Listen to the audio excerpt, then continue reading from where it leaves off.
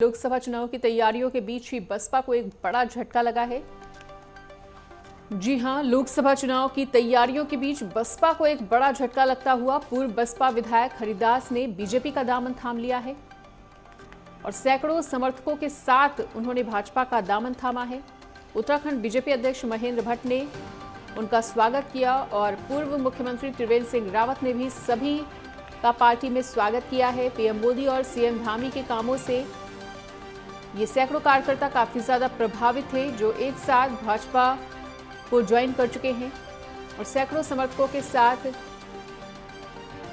भाजपा का दामन थामा है। उत्तराखंड बीजेपी अध्यक्ष महेंद्र भट्ट ने इनका स्वागत किया। पूर्व सीएम त्रिवेंद्र सिंह रावत ने भी सभी का पार्टी में स्वागत किया है। मोदी और सीएम धामी के कामों से ये काफी ज्यादा प्रभावित हैं।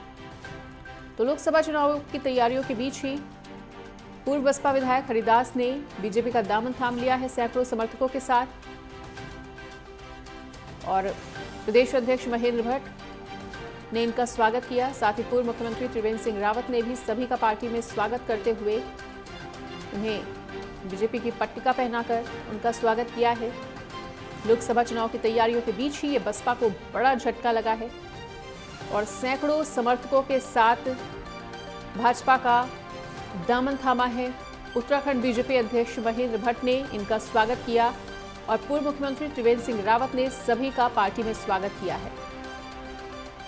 तो इस वक्त ये बड़ी खबर, बड़ी जानकारी, बसपा ने कहीं ना कहीं पार्टी को एक बड़ा झटका दे दिया है और पूर्व बसपा विधायक हरिदास ने बीजेपी का दामन थाम लिया है सैकड़ों समर्थकों के साथ, जिनका उत्तराखंड बीजेपी अध्यक्ष महेंद्र भट्ट ने स्वागत किया। और इसी बड़ी खबर पर अधिक जानकारी के लिए हमारे साथ हमारे सहयोगी ज्ञानेंद्र तिवारी जुड़ चुके हैं। तो ज्ञानेंद्र, पूर्व बसपा विधायक हरिदास ने सैकड़ों समर्थकों के साथ बीजेपी का दामन थाम लिया है, बसपा के लिए कितना बड़ा झटका?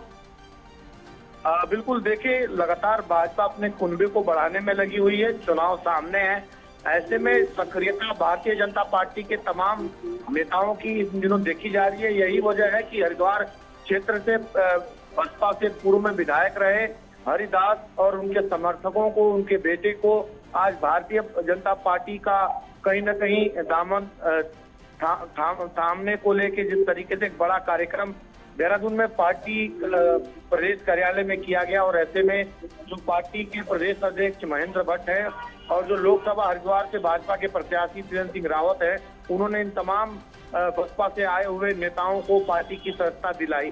खासतौर पर अगर हम देखें तो जो केंद्र की मोदी सरकार है, उनकी जो नीतियां हैं, उन नीतियों से प्रभावित होकर तमाम इन नेताओं ने भारतीय जनता पार्टी का दामन थामा है और त्रिवेंद्र सिंह रावत ने कहा है कि प्रधानमंत्री के जो काम है उससे लोग प्रभावित हो रहे हैं और ऐसे में उनका कहना है कि और भी बहुत सारे ऐसे लोग हैं हरिद्वार क्षेत्र में जो दूसरी पार्टी के नेता हैं, वो भारतीय जनता पार्टी में आना चाहते हैं। आने वाले समय में भव्य कार्यक्रम जो है वो देहरादून या हरिद्वार में करा के उन लोगों को भी शामिल कराया जाएगा।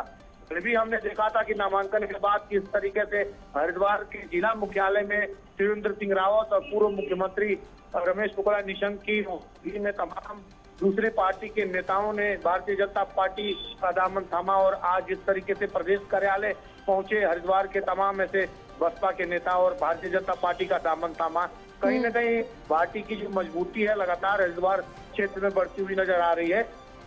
भारतीय जनता ये कोशिश कर रही है कि जिन क्षेत्रों में कहीं न कहीं थोड़ी कमजोर है या फिर अगर ये कहे कि कांग्रेस और बसपा का जहाँ मजबूती है, वहाँ उन नेताओं को कहीं न कहीं अपने पार्टी में शामिल कराने की कोशिश। बिल्कुल ज्ञानेंद्र, तो एक तरफ आपने जैसा कि कहा कि बीजेपी लगातार अपना कुनबा बढ़ाती चली जा रही है और ये भी कहा जा सकता है कि बीजेपी का कुनबा अपने आप बढ़ता भी चला जा रहा है क्योंकि लगातार तमाम पार्टियों के जो नेता हैं वो बीजेपी का दामन थाम रहे हैं। ऐसे में बसपा के आगे अब प्रदेश में कितनी बड़ी चुनौतियां आगामी चुनाव के लिए?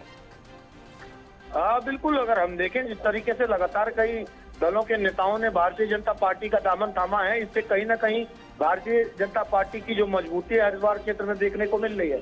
लेकिन अगर हम देखें जिस तरीके से कांग्रेस और बसपा की जो मजबूती हरिद्वार के इलाकों में देखी जाती है और उनके कैंडिडेट के लिए कहीं ना कहीं चुनौतियां इस बार कुछ ज्यादा ही दिखने को मिलेगी, जैसा कि सुनने में आ रहा है। और कहीं ना कहीं देखा जाए जो जानकारियां हैं उसके मुताबिक जिस तरीके से कांग्रेस की तरफ से वीरेंद्र रावत को टिकट मिला है और ऐसे में वीरेंद्र रावत को एक बड़ी चुनौती का सामना यहाँ करना पड़ेगा। हालांकि वो हरीश रावत के लड़के हैं और एक बड़ा कुंभा हरिद्वार में कांग्रेस का है। और ये जो रणनीति होगी कांग्रेस की वो देखने वाली होगी कि किस रणनीति के साथ वो बिल्कुल चुनाव ज्ञानेंद्र, मैदान वाकई में आते हैं। देखना दिलचस्प होगा कि किस पार्टी की रणनीति आगामी चुनाव में काम आती है और किसका डंका प्रदेश में बजता हुआ नजर आता है। फिलहाल इस तमाम जानकारी को हमारे साथ साझा करने के लिए आपका बहुत बहुत शुक्रिया।